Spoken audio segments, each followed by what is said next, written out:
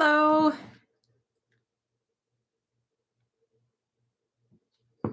Who do we have with us today? If you're new, I'm Kelly. I am from Knit Swag, and since 2015 or so, I have been working on knitting through this entire book and with the hopes of the plans of republishing it. But let me tell you, it's a doozy. It's 274 pages long. It's got 74 patterns. And some of those patterns, there's multiple patterns within the patterns. So it'll have a shawl, but then it'll have multiple options for the shawl. So it's very tedious. So anyway, it's all garter stitch. And it was based on a patented hand knitting method. The woman who wrote it, Virginia Woods Bellamy, she actually got she did a correspondence course, and then that turned into this book. And during the kind of the interim between her correspondence course and when her book was published, she got a patent for it. In, I believe it was 1948, her patent was issued, and this book was published in 52. And it was her only knitting book that she ever published. And it was just printed once. And so then it like went into obscurity, and I'm trying to bring it back. I think there's I did a count of WorldCat recently. And if you don't know what WorldCat is, it's like you can look up any book in like all the libraries in America, maybe the world, probably the world. And I think there's 27 copies of this book in libraries across the country, which is not very many. One of the things I'm going to be doing going forward is I want to visit all of the libraries and get a picture with myself with the book in all the libraries in America. And so far I've got one. I went to Gatlinburg, Tennessee recently. There is a textile and arts and crafts school that was started there, I think in the early 1900s. It's called Arrowmont School of Design. And I went to their library over Thanksgiving break, and I found the book and I got a picture of myself with it. So I've only got like 26 more libraries to go. Yeah. So last week we had last week was my first live, and thanks for coming, and thanks for rewatching. I think a lot more people rewatched it than actually came, which is fine because it was my first live. So last week we had talked about doing a knit along, because I originally wanted to make all of the patterns from the book by myself and then photograph them.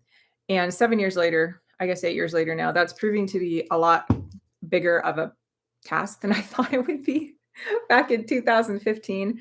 And so I'm actually actively recruiting help now to get more people involved. And so what I did this week, I'm going to flip my computer around. I finally organized all of my number knitting projects. So I've got, I think I've got like 35 in here. I've got sweaters and like shawls and scarves, triangle shawls, blankets, more sweaters, there's stoles, there's like baby items. There's even some hats and a belt. And so if you have a copy of the book, or if you go into Ravelry and look for the book, I took the time to put all of the patterns, all 74 of these, into the Ravelry database, and I've knit about half of them. And so if you wanted to, oh, hey, Karen, thanks for coming. If you wanted to see anything in particular from the book, there's a good chance I've knitted it, and I've probably got it right here. So last week we had talked about doing a knit along, and honestly, I've never done a knit along before, not even like with anyone else, like with Instagram or another podcast group or a yarn shop, or I'm kind of a lone wolf, and I've never done one before, and so I don't really know how it works. I know that there's hashtags involved, and like I know there's a set start date. I know, especially for those surprise mystery knit alongs that are really popular, there's a set start date, and then people, knit for, I guess it's a specified period of time. Is that how knit-alongs work? Like you have so long to get it done? Enlighten me, because I just don't know. If you've ever done a knit-along, hi Rose, thanks for coming. If you've ever done a knit-along and you know how it works, please tell me, because I'm just kind of making this up as I go. So we had presented 3 different ideas for which pattern to do our first knit along. And we had talked about the tropical leaf car throw, which I printed out a picture of it in color. I colorized it. That's another thing I did for the digital version of the book, because the original book was just in black and white. And so let me show you a picture of, like here. I would go through and I'd colorized almost all the photos in the book, so they actually are representative of the colors that she specified, just to make it a little bit clearer, a little bit more helpful, bring a little life to it, because sometimes it's just like, how can you tell other than by reading that this is supposed to be a rainbow? So anyway, I took the picture from the book and I colorized it in Photoshop according to the instructions. Hey DJ. And then I also redrew all of the charts from the book. Now in the digital version of the book that I have for sale on my Etsy shop and my Knit Swag shop, these are not included yet, but they will be. In the meantime, if you bought a copy of the book and there's any of these new charts that you want, just email me and let me know. And the reason they're not included yet is because it took me quite a while to figure out which file formats worked. And so sometimes they're in the publishing program, and then I've got a couple of different illustration programs, and they're a little hodgepodge. And I haven't streamlined them all yet.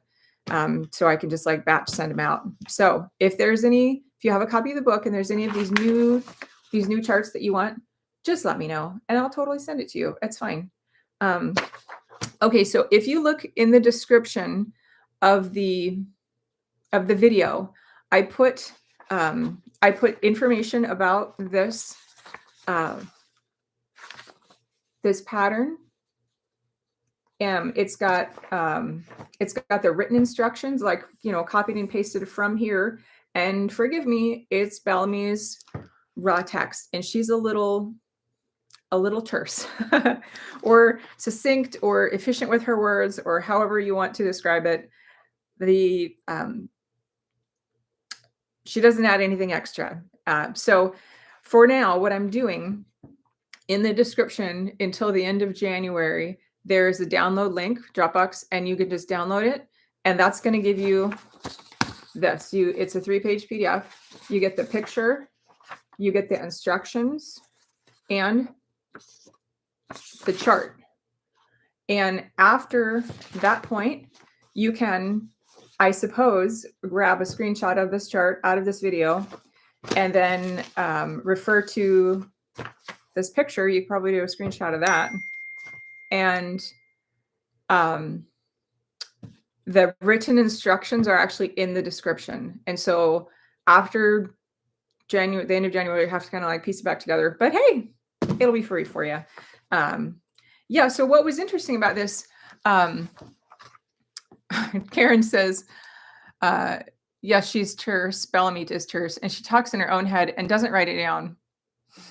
This is true. Another thing that she does is that it's not her writing isn't consistent. The things that she provides for each pattern, they're not consistent. Most of the blankets in here, this is Hoyle's Garden Stair. We talked about that last week, how it's really cool. It's done corner to corner like this, and it's all mitered squares. Love it. It's a great pattern. But what's interesting is in the description, or for how much yarn, she says you need 22 ounces. You need 1.5 pounds, or a total, or 3/4 pounds each of 2 colors. So 50-50, right? Great. That makes it easy. But then if you go to the tropical leaf car throw, she says you need 1 pound of yarn in 4 shades of green. Is that like 4 pounds of yarn? No, it's 1 pound of yarn in 4 shades of green, but like there's no percentages listed, which is a little irksome. I forgot to put it on, put the amounts on here, but I actually went through, and I calculated out how much of each we need. And so here's a fun little trick. I don't know how much you guys use Adobe Reader. I'm a big Adobe Reader fan, Adobe Acrobat, love it. And so there's a way that you can actually use your measuring tool. It's in the comments, and you can like measure. It's an architectural tool is what it is, but you can like, you know, draw, click, click, click, click, click, and it'll tell you like what the square inches is. And then you can like click, click, click, click, and it'll tell you what the square inches of that is. And I did the math, and I calculated like the percentages for all of these. And that is in the description of the video, in the yarn section. It's not on the download. Sorry, but check the description to see how much yarn that you need. I think it's roughly like, pretty sure like 35, 25, 25, 5, something like that. But you will need 1 pound according to this. And now that I'm looking at it, I realize that I did all the math wrong. I calculated it on 11 ounces, which is totally wrong because I got confused because it says needle size 11. So anyway, I'll redo the math, and I will report back next week with the correct math. And I'll also update the description because I screwed up. Yeah, so we're going to work on tropical leaf car throw. And Karen did say that with the mystery ones, there's like a set start date. With other knit-alongs, is there a set start date, or is it just kind of like free flowing? And then like post your, I guess we could post it. We have a Ravelry group. It's kind of been hibernating for a while. So if you wanted to, you could, I'll start a thread for it, and we could post it in there about, you know, what the progress is. If you use Ravelry, I know a lot of people don't use Ravelry, but if you use Ravelry, we do have a group. It's got a lot of old conversations, but hopefully it'll have some new conversations as well. All right. So I think I know most of the folks here. Well, I know 3 of the folks. Some people haven't chimed in yet. So I think if you haven't done number knitting before, I think it's worthwhile to kind of talk about some of the things that make it a little bit different. You should, hey, Bob, you're back. Welcome. You should refer to, I made another video called the rules of number knitting. And it talks about if there's 4 rules or if there's 8 rules. And in the book, there's actually 2 sections. And I talk in my video about like why there's 2 different sets of rules and like how confusing. It took me 7 years to figure out like why there's 2 sets of rules. So the first set of rules has to do with just knitting like a single unit, just like one square, right? But then the second 4 chunk of rules, so like 5 through 8, have to do with joining units together. And so if you have a copy of the book, that's what those 2 rules are about, 2 sets. So if you don't have a copy of the book, regardless, refer to the rules video, and I will put a link to that in the description. But I think that will help you. Another thing that's different about what number knitting is. Let me see if I can find a good example. Okay, this is a pretty good example. So a lot of people, when they're knitting garter stitch, they do the knobbles on the corners, right? So it's just like knit every row back and forth. And when you do that, it's garter stitch all the way to the edge. But what Bellamy did that's different is that she has you slip the first stitch, purl the last stitch. And what that does is it leaves you a nice chain stitch selvage. And here's you can kind of see it. And so she calls it like a chain stitch outline, which I like most of the time. I really like it, but a lot of people don't like it. And so if you're new to number knitting and you're following along, some people don't like that chain stitch outline. And so it's just important to consider, because if you like the chain stitch outline, that's great. And you can refer to the cast on videos that I made that will give you that chain stitch outline.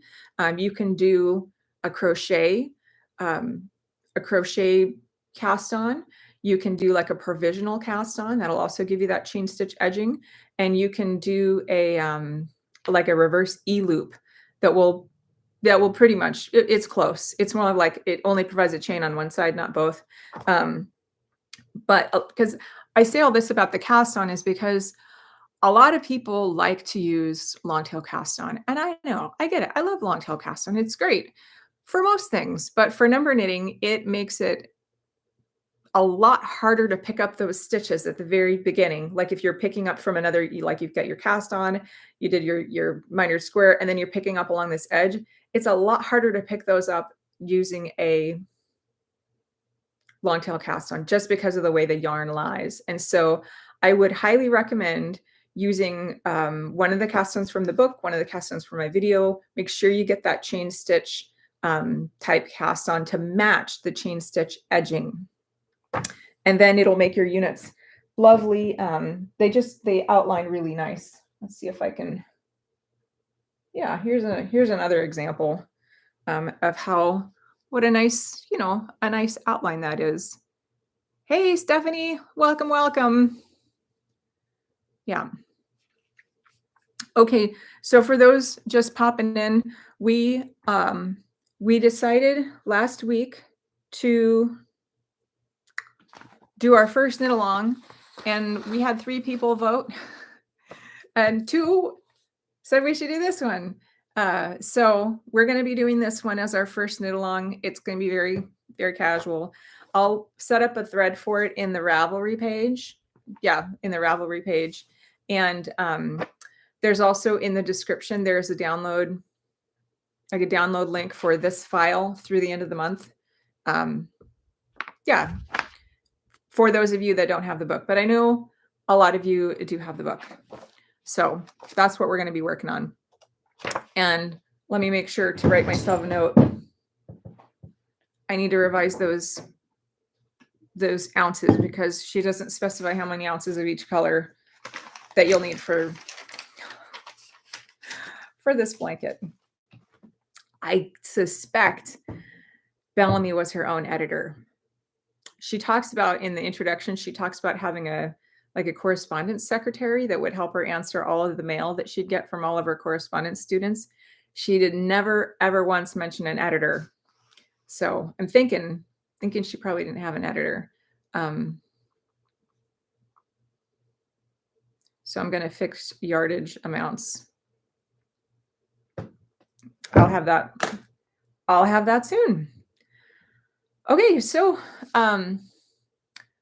Karen says, I'd say she was the editor. That's why the language is the way it is.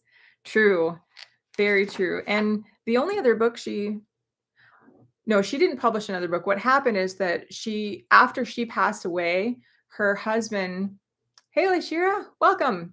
After she passed away, I think her son, or I believe it was her son, or someone in her family she had a book of poetry that she wrote, obviously when she was still alive, but they got that published post, I don't know what the term is, post-mortem. That sounds like an autopsy though. I don't know. Anyway, after she passed, they got that book of poetry published. So she was a poet. And I think maybe that's why she was so posthumously. Thank you, Karen. I knew that you would know. If anyone, you would know. Post-mortem. Oh, wrong. Sorry. Yeah, so she was a poet, and I think that's why her writing was the way it was. Okay, so earlier Rose was telling us that she's working on the winged blouse. I have not knit that one yet. And so let's take a look at that one. That's one of the ones that the chart, I look at it and I'm like, "Ooh, that looks pretty scary." Let's see if I can find it. I forget which page it's on. When I open my digital PDF of the book, I can just do a keyword search to find it. But I'm working with the print copy here, so there is no keyword search. Okay, here it is. All right. This is called Winged Blouse. It comes in one size, and the size is small to medium. Waist 24 inches, bust 32 inches, will fit to a 36. I don't know of a single adult woman ever in my lifetime that has a 24-inch waist. Not unless they're corseted most of the time. Okay, so this uses 1 ounce fine lace weight yarn, 1 ounce of sand, 1 ounce of beige, and 1 to 2 ounces of brown. You're going to knit it on number 12 needles. Huh. And you're going to knit 3 stitches to 1 inch on lace weight. Number 10 needles, you're going to knit 4 stitches to 1 inch, again, on lace weight. I know for modern knitters, for people that are doing number knitting for the first time, the first thing they want to do is like, that's not the right gauge, and they want to change it. And I totally get that, but you'd be surprised. Like this one is called Whirlpool Stole, and it's I think it's on like a light fingering. Yeah, it's a light fingering. It's non-superwash. That's important. Peruvian Highland wool. It's got some grip to it. I think I knitted on like 11s, and it's about 3 stitches to 1 inch, light fingering. If you try to do these super loose gauges on superwash, it's not going to turn out right, and it's just going to get all saggy and baggy, and you're going to be so sad. So keep that in mind, because her stuff is all modular and it's easy to miss. The new all-way stretch method, seriously, it stretches. It stretches so far. Oh, okay. So winged blouse. This is interesting because there's 2 sections. There's this body section, and then you knit this scarf section, kind of like, I think it's separate. Let's see if it's separate. The scarf, you pick it up from the back of the sweater, and it's not super obvious from this picture, but there's like a slit right there, and so it connects. This part connects to the back of the sweater, and this is a slit, and you like throw the things over your shoulders like so.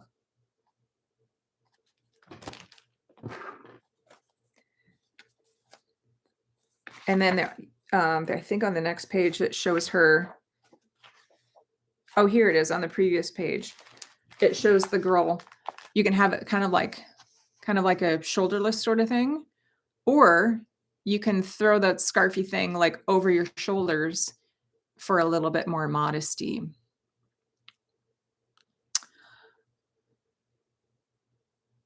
Rose says it is from 8, 9, 10, 11 at the neckline. What does that mean? Are those, oh, is that where you pick up the units?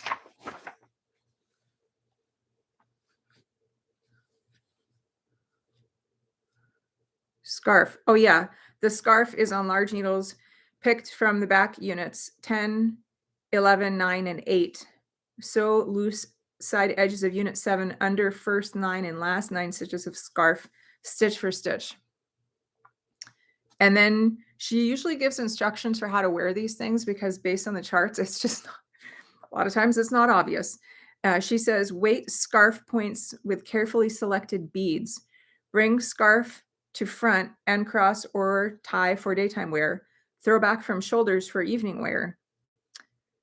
Note, unit 7 falls long on shoulders. Central point on yarn ending unit should be weighted by matching bead falling inside or outside blouse. Or if unit fits too loosely, draw a neckline together on strand of yarn. What? So as we're knitting these things together, that's why we need to clarify this stuff, because it's not clear at all. So thank you, Rose, for working on winged blouse. I can't wait to see it. That's going to be fun. Yeah, so we had talked about, for those of you who are new to number knitting, we talked about the different kinds of cast-ons that you should use, like why you should use a chain stitch type cast-on instead of a long tail cast-on. Long tail cast-on for number knitting will break your heart. Don't do it. Especially if you have to like pick up edge units, pick up, one unit from another, try it with long tail cast-on, and it's going to frustrate the heck out of you. All right, so last week I also talked about this project, my latest project that I'm working on, and it is called, I think it's called Evening Jacket. Okay, it's called Seamless Cocktail Coat or Nancy Jacket, named for Mrs. Homer Reed. Now, I don't know if I've researched Mrs. Homer Reed yet. A lot of times Bellamy mentions people in the book, like Hoyle's Garden Stair, and there's this picture of this old, like, grandpa-looking guy in the picture, and that's actually Mr. Hoyle. I think I looked him up. He's a professor at a college, back in the 40s. And so, and he lived right around, like, in the same area as her. And so what's really interesting about the other people that she mentions in the book is that you can look them up online. So I don't know if I found anything on Mrs. Homer Reed yet, but I need to do that, because all the people that I found, mentioned by name, they were all sort of like in the Blue Hill, Maine area where she was living when she wrote this book. Okay, so I'm working on this. This is the cocktail coat, and this is the chart for it.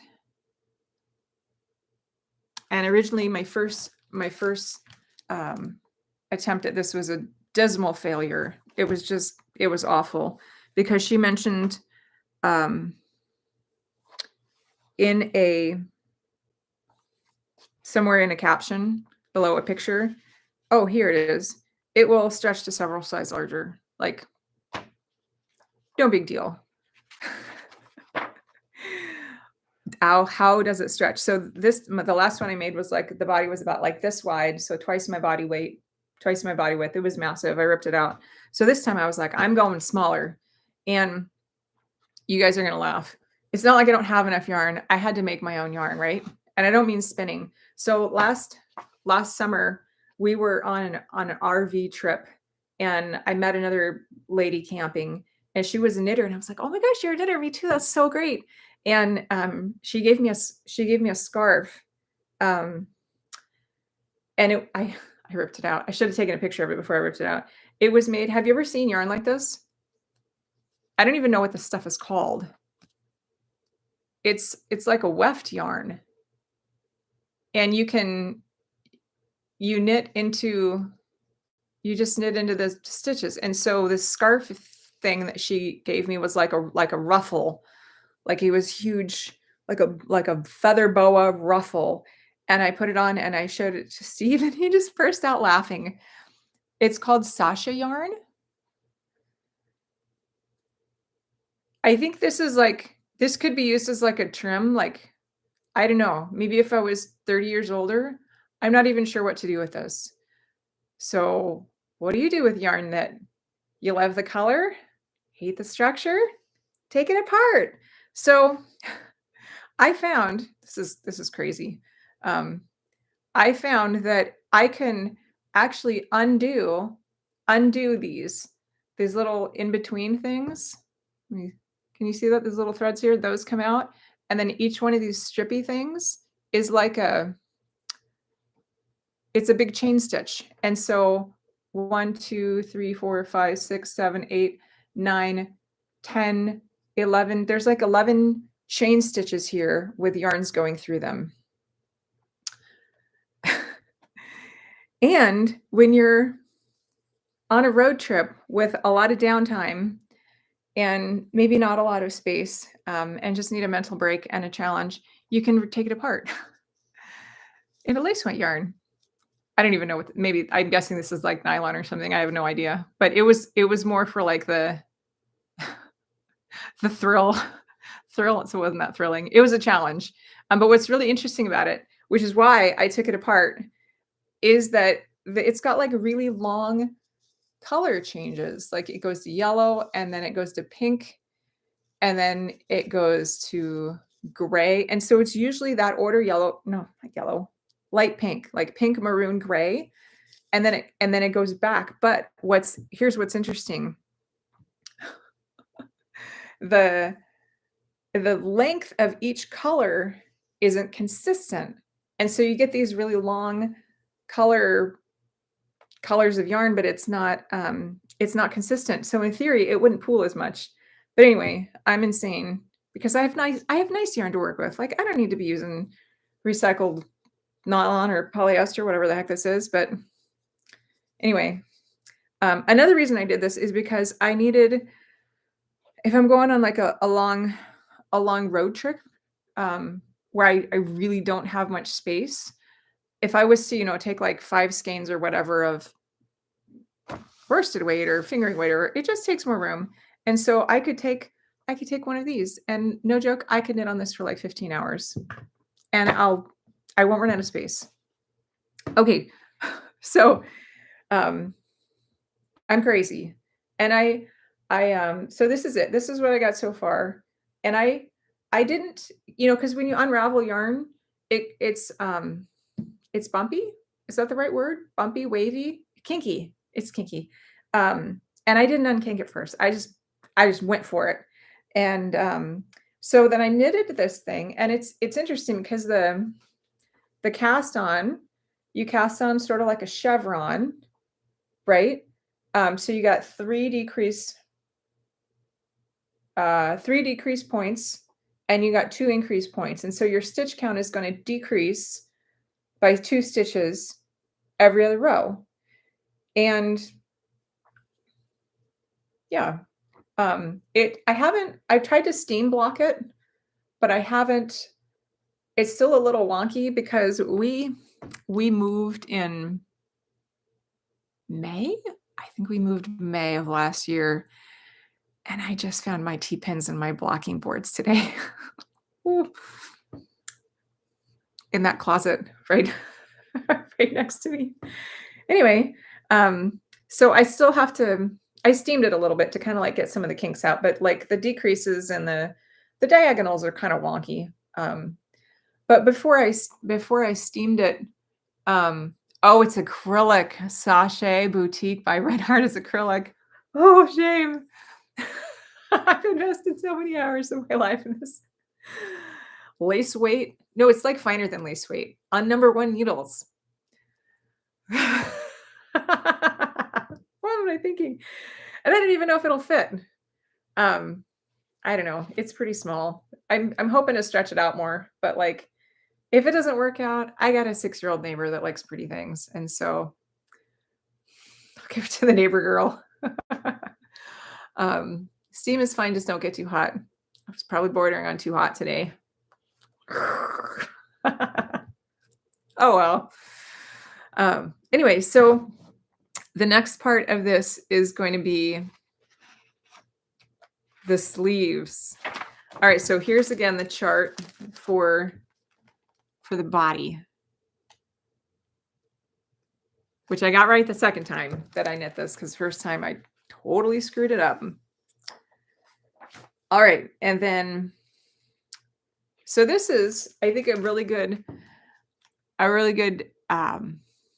example of why I needed to redraw the charts for this book. And I tell you, when I did this chart, I just had to I put this one off. This is one of the last ones I did because I was like, oh my gosh, what what the heck is going on here? It's hard. It's challenging because it's all like it's black and white and there's dotted lines, but then there's the grid lines and like everything is the same weight and it's confusing. And so one of the things I did in this new chart, this is obviously not for the same pattern, but so what I did in my new charts is I made, can you guys see that? The little, there's a very subtle grid line, like, you know, graph paper, it's gray. And then the little wavy lines, those represent garter stitch ridges. And the little green lines, those represent the, like the, where you start, like the beginning yarn. And these little red squiggle things, those represent the break yarn. And in all of my patterns that I put through testing, one of the things they said was you should add a legend at the bottom, and I did, but I haven't done that on this one. Bellamy, in her book, she doesn't repeat herself. And so she has a legend one place, and it's at the very beginning, and she doesn't ever repeat it anywhere. So that's, I think, a little frustrating for people that are just picking up the book for the first time. Let's see if I can find it. It's under rules, symbols, and abbreviations. I can't find it right now, but anyway, it's here. Oh, here it is. So this is her legend at the beginning of the book. She has a few symbols that are only, those three that are only used in the front of the book, like for the single shape patterns like square scarf and triangle scarf and that sort of thing. And after those, she doesn't ever use these again. She uses all of these though. Yeah, so if you're new to number knitting, a couple more things you should know about this tropical leaf car throw is that, because I forgot to put the legend on here, there's some symbols. CO is cast on, that represents the direction of the cast on. JP, where's JP? Oh no, there's PK, which is pick by knitting. So you're going to pick up one stitch from, pick up your stitches from the edge. And then there's also JK, which is join by knitting two stitches together. And then JP, join by purling two stitches together. And she probably doesn't mention those in the like the written instructions. Those are just in the chart. So be sure when you're knitting your units, be sure to refer to those symbols, or else you might get pretty frustrated. Yeah, so that's what I've been working on lately. I was thinking about what colors I might use for this. I don't know about you, but I'm one of those knitters that I like souvenir yarn. And so when I go to a yarn shop, I'll just buy one skein of something like, this is souvenir yarn. That's it. I just have one. What I'm going to do with it? I don't know, but probably a cowl, because what else can you do with one skein? Maybe like accents on a sweater or something. But there was a yarn shop that I visited once that was closing out of business, and they were going like 75, like 35 or 45% off. And so I actually got more than one of several items.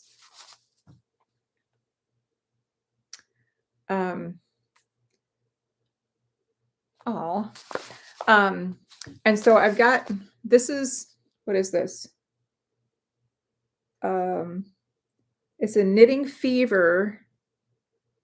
Oh, it's 85% wool, 15% alpaca.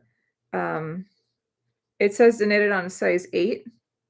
It's 2-ply. It's nice. I got it in like 3 colors. And this is it's like a kind of a sheepy kind of a white.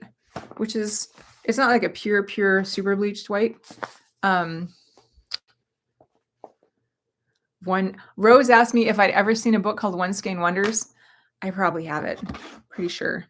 And the reason I probably have it is because about 2 years ago, a knitting friend of mine retired, and she's sold her house, bought a van. She's like, Kelly, I want you to have my knitting library, but you have to take it all for $100. And so we filled up my Jeep. I gave her $100, and now I have all the books. I have so many books. Pretty sure I have that in my library, so I'm gonna look for that. And it was good stuff too, like Barbara Walker's, and I don't know if there was a Principle of Knitting in there. There might have been, but like all the Barbara Walker books, just like tons of Elizabeth Zimmerman books, tons of the stuff. And my husband's like, "What are you going to do with all this? It takes up way too much space." So now I've got it like stashed in all the rooms of my house. Anyway, so my fourth one that I thought would work well.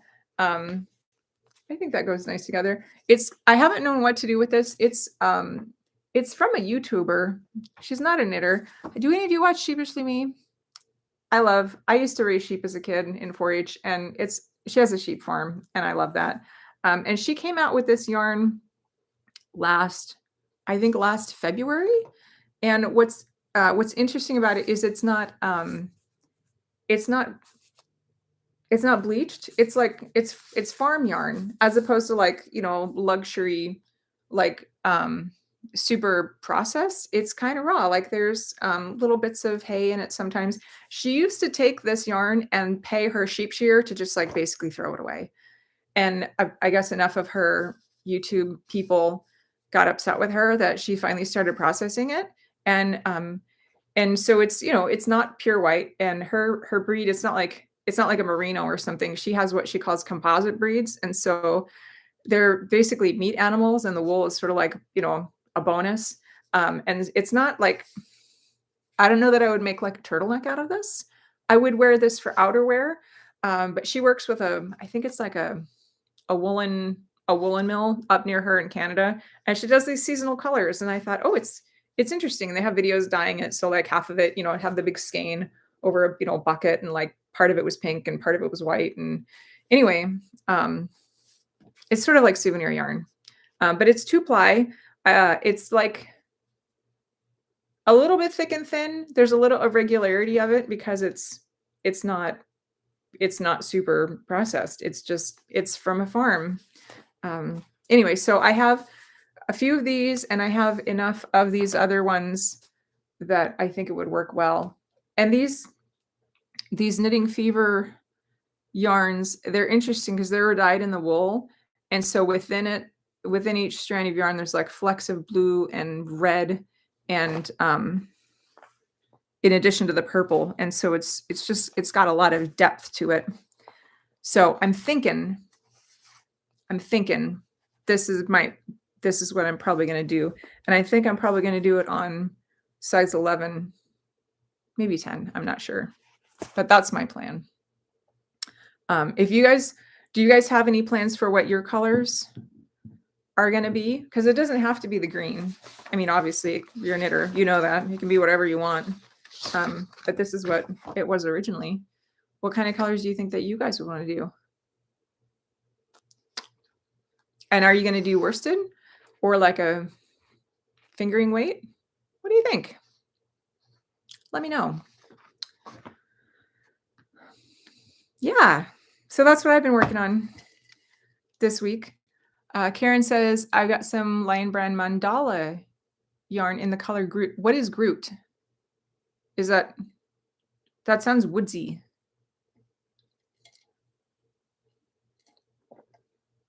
And mandala is like a color changing yarn, isn't it?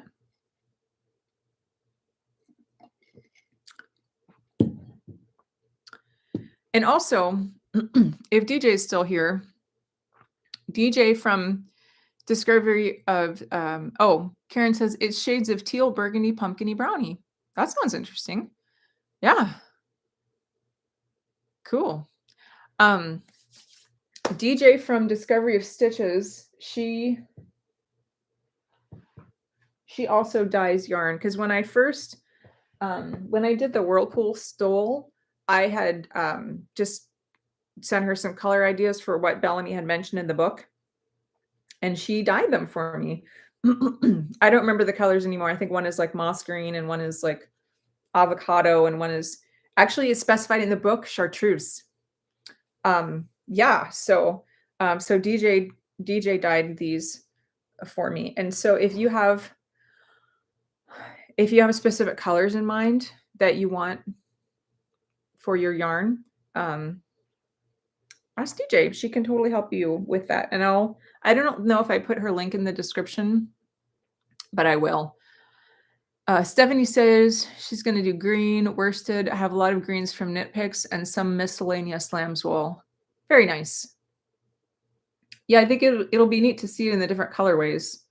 And I kind of wonder like what would happen if we changed up the, like, so instead of this part being the darkest, like if the border was the darkest, or like if we played around with the different ways the colors were applied.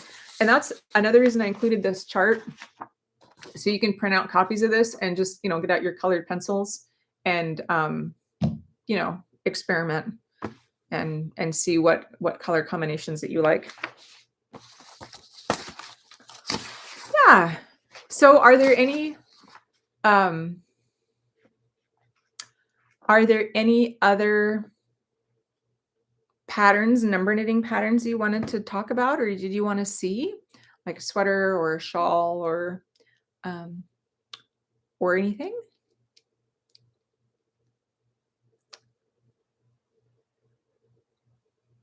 Rose is going to do stripes within the leaves. Oh, that's a good idea.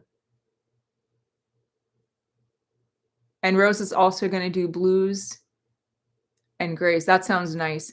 I have seen a number of test knitters. They'll do the patterns, because I like to stick with the, kind of the original. But I've noticed a number of others will actually add stripes to the units, and that can be really, really effective. It's really great. I think having a little more structure is better for me because it gives me. I usually guess wrong on the stripes, and I'm not much of a planner, so like my stripes will be all off. I actually made a shawl once using some yarn that I dyed myself, and I tried to do like this Fibonacci stripe thing, and I mean it was. Anyway, I gave it away because I wasn't digging it, but the recipient loved it.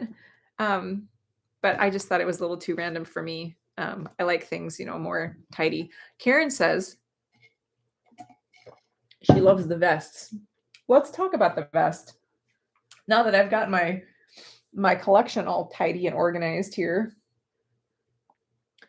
Let's see if I can find the Hampton vest. There's a few sweaters in here that are on photographed on men. Oh, DJ says, I'm planning a neutral speckled background for the leaves. Oh, that sounds very cool. Let me look up Hampton vest real quick. I want to talk about speckles. Hampton. Okay, 238. There we go. All right, I'll talk about Hampton in just a moment. Speaking of speckles, okay, so this is some more yarn that DJ dyed. And this is all one skein of yarn, if you can believe that. What she did is she, and this is modular knitting, no breaks. This is called the no breaks cows. So what she did is she had like the big skein of yarn, right? Speckled the entire thing with like turquoise and purples. And then she dip dyed one end of it in this dark purple. And so like 2/3 of it is speckled and 1/3 of it is like this purple with these deeper, like, there's like red speckles in there. So like the same speckles that are in the rest of the yarn are also very subtle inside the stripes. And so I figured out a way to, for each repeat of the skein, use it to make a single square and to get the little bar in the middle, which is fun. So DJ, you do great speckling work.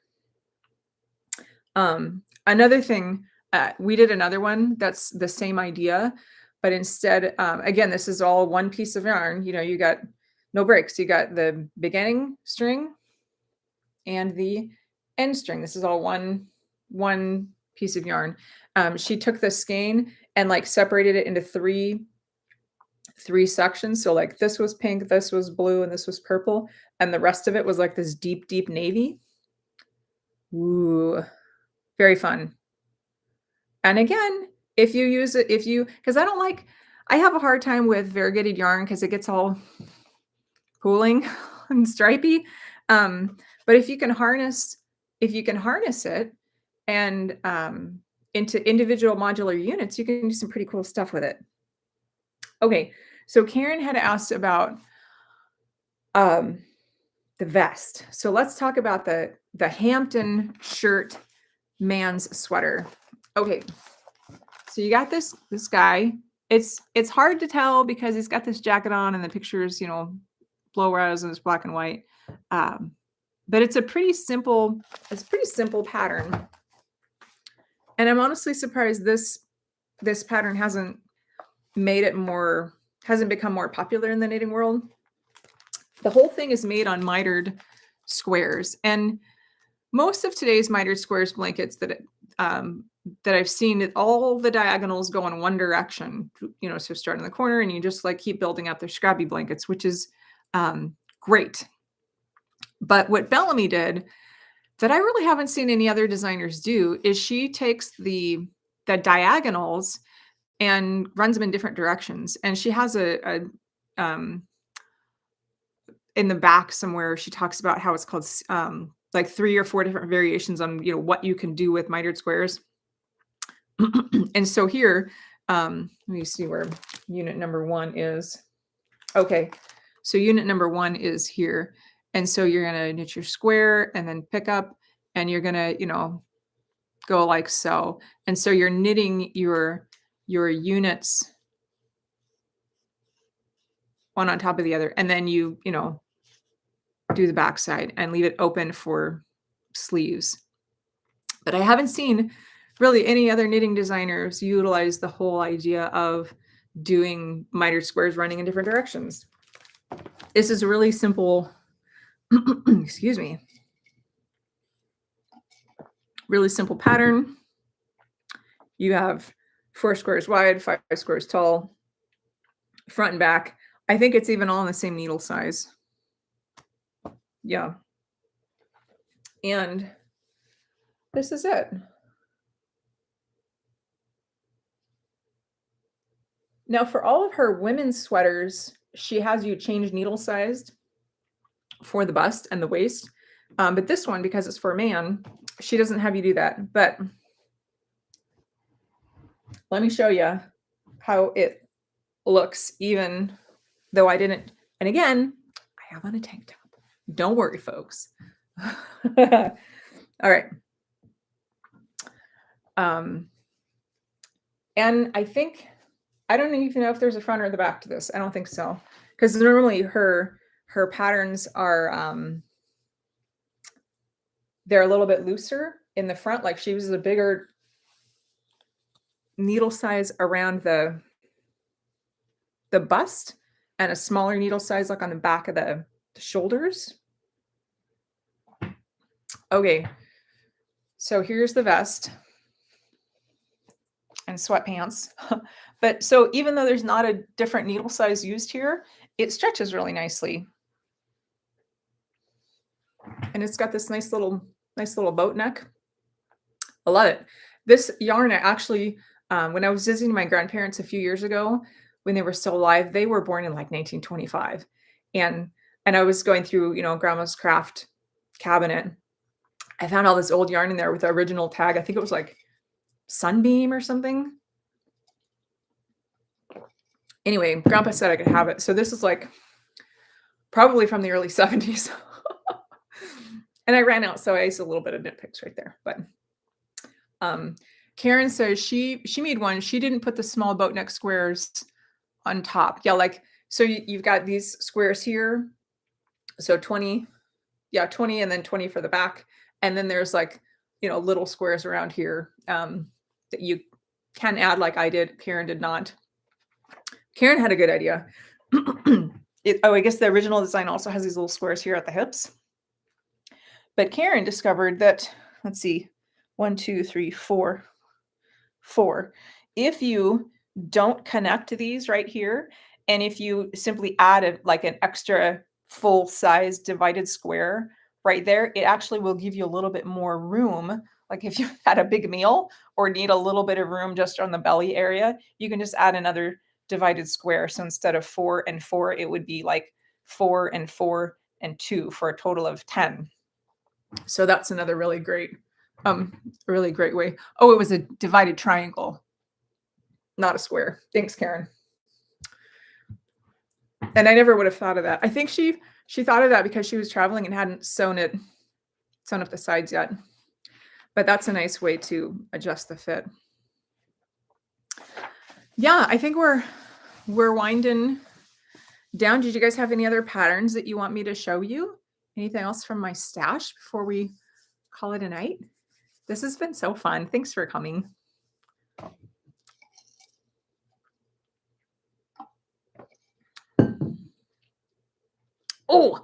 Oh, I have one more. I got to show this. No one's seen this yet. Oh, David/Stephanie Garza asked what garment I was wearing last week.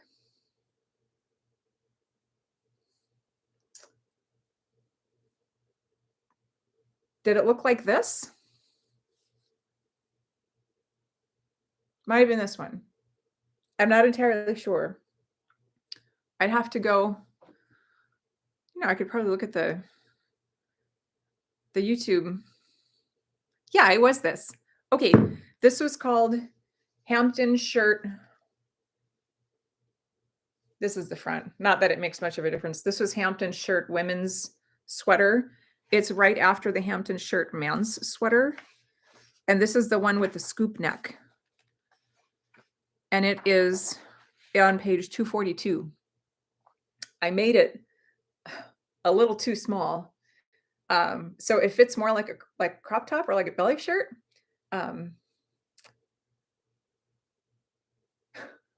So whenever I wear this out, sometimes I wear jeans that are like a little too short, and I put on this shirt and my regular jeans that like show off my navel, and she's like, you need to change. As I'm middle-aged now, apparently. And apparently middle-aged women aren't allowed to wear crop tops. Anyway, so this is a little small. So here's another example of superwash versus non-superwash.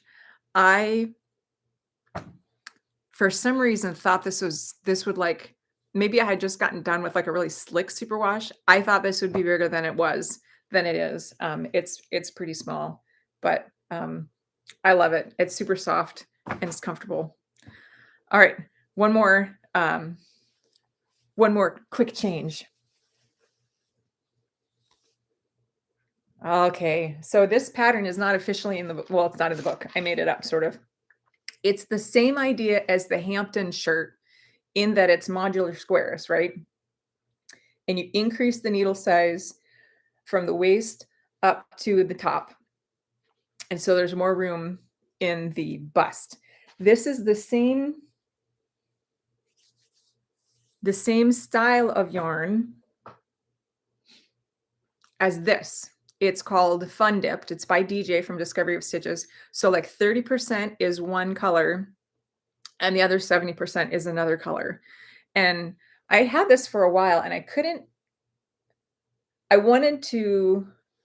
thought about doing something like this with it, with the horizontal bars, but I was, I've already done a few of these. I'm like, I'm kind of past the horizontal bars. I want to try something new. I wanted to try like a corner to corner, which I've done before, but not with needle changes, because when you throw in the needle change, there's I think Bellamy mentions, or maybe it was Barry Thomas, every time you change a needle size, it's going to adjust your stitch count per inch by about half a stitch per inch. And so that's going to use more yarn.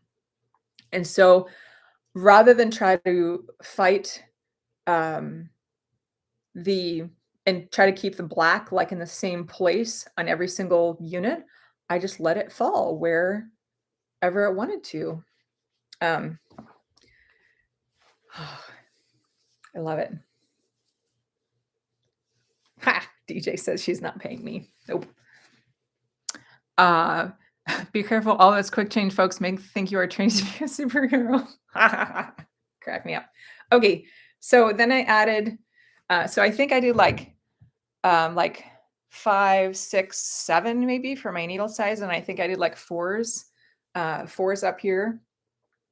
And I think it's the same in the back. I just added, I made like this little scoop neck, but just with an extra square here. And it's just a corner to corner. And let me tell you, the corner to corner square is not mentioned in number knitting. It's not. Where's the 7 shapes?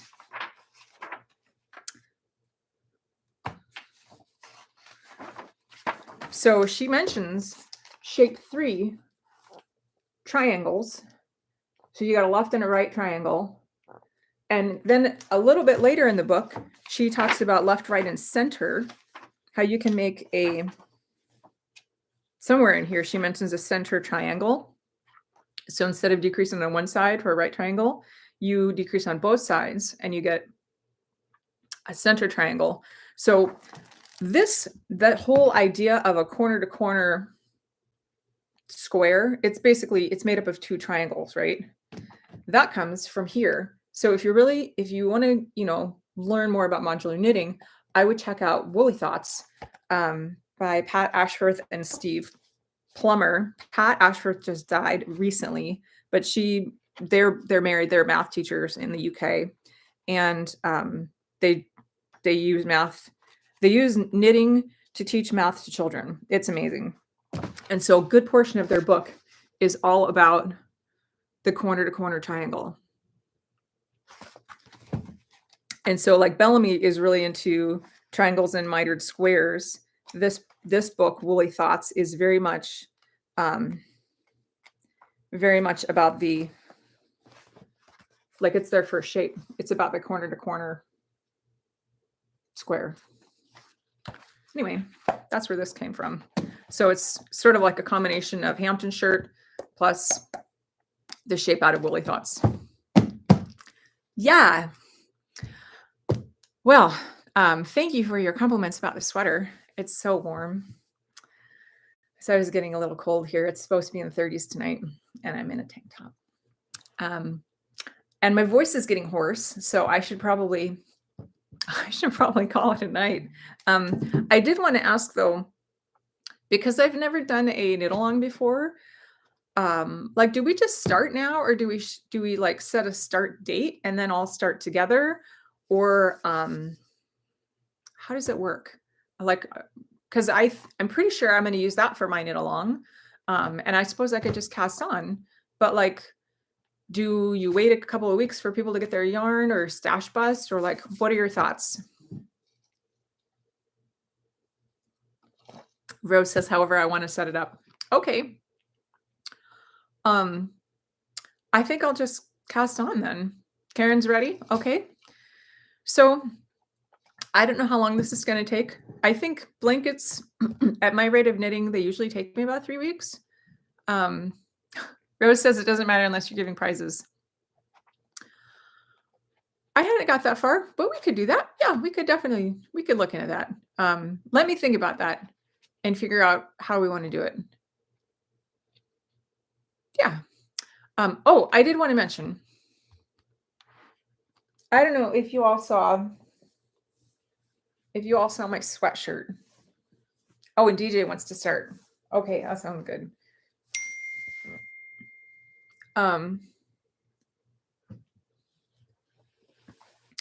I designed these like a year ago, I made a logo for my little incognito knitting group. I don't know if it shows up as reversed.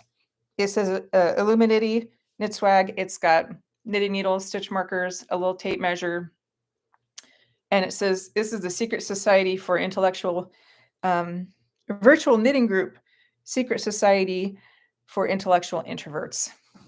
It's a joke because I don't go out.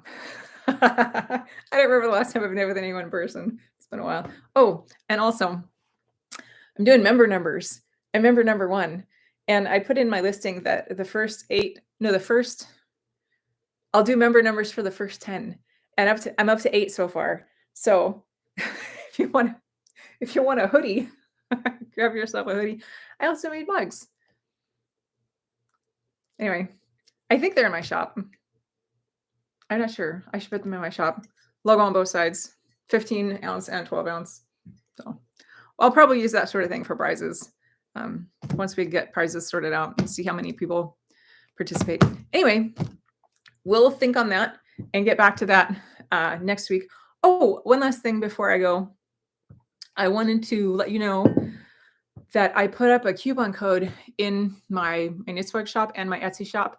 It's for 15% off. So if you want anything from the shop, 15% off, and that includes the number knitting book, and the code is secret, all caps.